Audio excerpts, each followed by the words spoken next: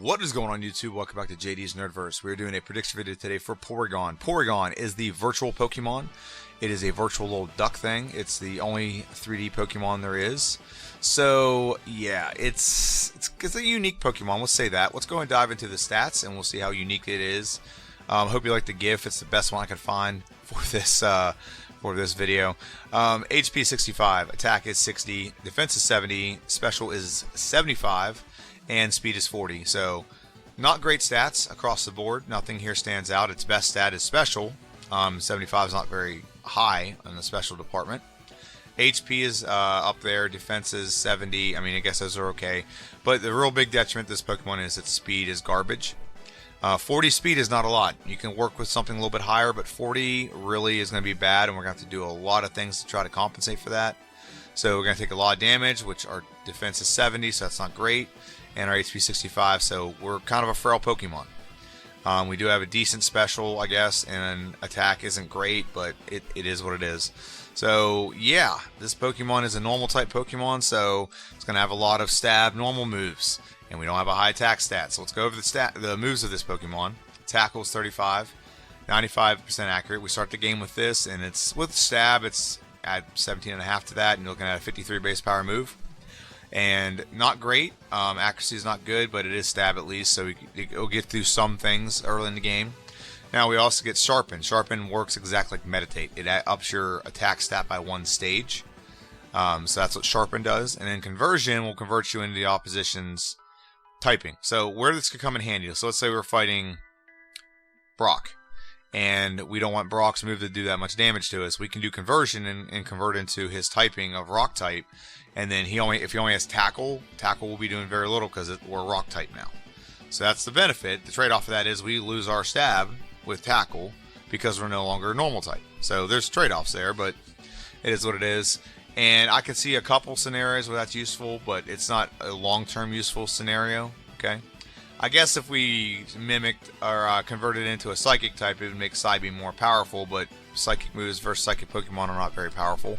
So, I don't know. I don't see a great number of strategies based around conversion.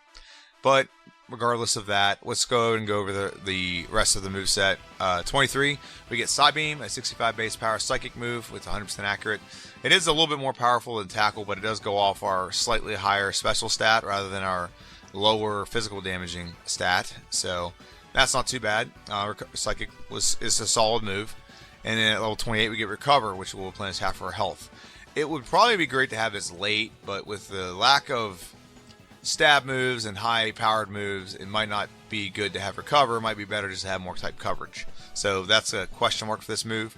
Agility is going to be great, and it's going to replace Sharpen. And Sharpen can do the badge boost, but Agility, it's probably going to be more important to have Agility than it is Sharpen because our speed is garbage. So we're going to need to up our speed to be more competitive with the rest of the Pokemon, especially in the end game. So Agility would be a better move than Sharpen. And then Tri-Attack, we get a level 42. We'll probably get it long before level 42, but 80 base power, 100% accurate. With Stab, it's a 120 base power move. It does fire, electric, and ice damage. So it's a pretty cool move. And honestly, if we had to play through with just the last 4 moves of this Pokemon, wouldn't be the worst playthrough ever, but that is why we have TMs. So let's go over the TMs of this Pokemon. Toxic, we will not use. Takedown, Double Edge are stab moves that we could use if we wanted to. But like I said, they use our lower attack stat. And honestly, I don't like the recoil. So those 2 moves will probably not get moved in this. Now, we do have some great coverage in this playthrough. With this Pokemon, we have Ice Beam and Blizzard. 95 base power and 120 base power. Very good to have coverage, but with our not great stats, it probably won't be used till later in the game where Ice is very useful. So, yeah, we probably could add it early. Maybe we should. I don't know. We'll see.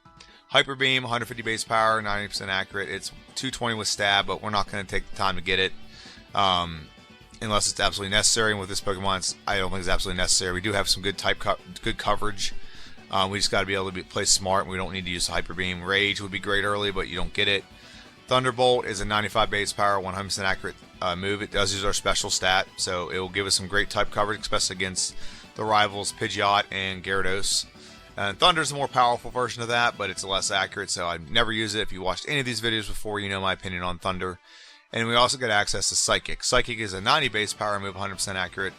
It does give us some good coverage. Actually, it nerfs one of the gym leaders in this game right away as soon as we get it. I think Psybeam would do well against it too, but Psychic just makes it takes a whole nother level. Teleport, not going to get used. Mimic could be useful, but I don't think we're going to use it in this playthrough. Double Team is outlawed. Reflect, no point in using this playthrough. We need more type coverage than we do in defensive strats. Bide, probably get used for like 5 minutes. And then Swift, it's a normal move, and it'll be super effective, but we're probably not going to use that either. We're going to lean into type coverage rather than leaning into lame stab moves. Okay, Skull Bat. I mean, I don't think Swift is lame, but it's lame compared to the moves we're going to be adding and the type of coverage we're going to be getting. Is it better to have Swift with super? That is stab against, let's say, Giovanni, or is it better to have like Ice Beam or Psychic? It's better to have those. So. Okay, Skull Bash, 100% accurate. It's a 2-turn move and it sucks. And it doesn't up your defense in Gen 1, so that might be the benefit of doing it in future gens, but it sucks in Gen 1, so I don't like it. Rest could be used. We didn't use it in this play. I don't think we're going to use it in this playthrough. Thunder Wave, not going to be used. Psy Wave, not going to be used. Tri Attack. We can get that way earlier in the game. We can get that right as soon as we get this, what's it called? Celadon City. And we can get it, and it's 80 base power, 100% accurate, and it plays in very well with our typing, but it also plays off our lower attack stat. So give or take, you know. Substitute Flash. So not a bad move set. The problem is the stats don't align with it. So later in the game, you have like what, Thunderbolt. We already said we're going to keep Agility. Okay, Thunderbolt, Agility, Psychic, and then Tri Attack and Ice Beam. Some combination of those 5 moves will be our in-game move set. And let's go and go over the rules of this playthrough. They can only use the primary Pokemon in battle. We can only use other Pokemon to catch, or other Pokemon for HMs to catch Pokemon. Running clock with the exception. 1 is Lieutenant Surge's gym. 2 is when we get to Celadon City, we buy some stuff, sell some stuff. And 3 is if we need to get a move from the Rocket Game Corner. We can sell some stuff, buy some stuff, whatever. There are some reasons for this, and the reason why is like, one, with Lieutenant Surge's gym, you can never find the button. It's never right away. I know there's some YouTubers out there that have like a patch in their thing that automatically opens up the gate when you walk in. I don't have access to that, so that's why I pause it. Celadon City, sometimes you have a lot of stuff to do. Sometimes you just don't want to do the wrong thing.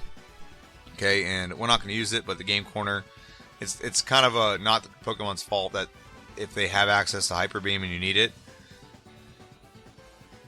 that is the only way to get access to it.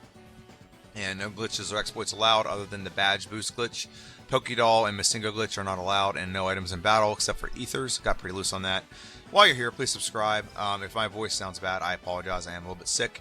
But subscribe and comment, whatever case may be. Let me hear your predictions about the Pokemon. And then follow me on Twitter and Instagram.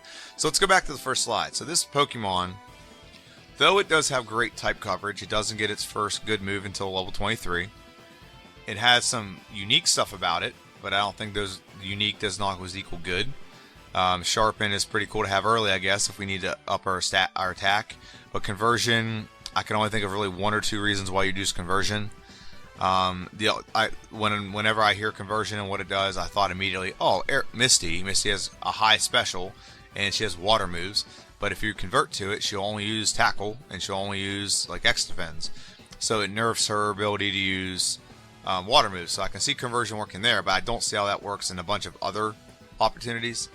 And like I said, its stats are garbage. It's in virtual reality, I guess they move very slow. I mean, I think computers are pretty fast, but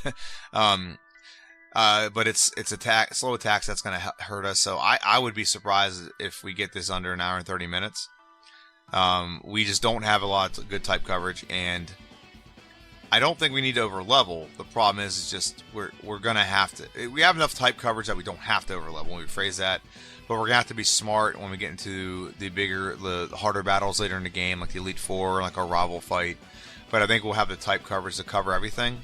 The only question is how long it's gonna take. I think an hour and 25 minutes would be a very enthusiastic, encouraging prediction, but I think the realistic one is between an hour and 25, hour and 30 minutes. If I get under an hour and 30 minutes, I think I'll just be happy based on how bad the stats are. So other Pokemon have had low low speed and have done well, like Lapras, because Lapras had great special, had great attack, had good health.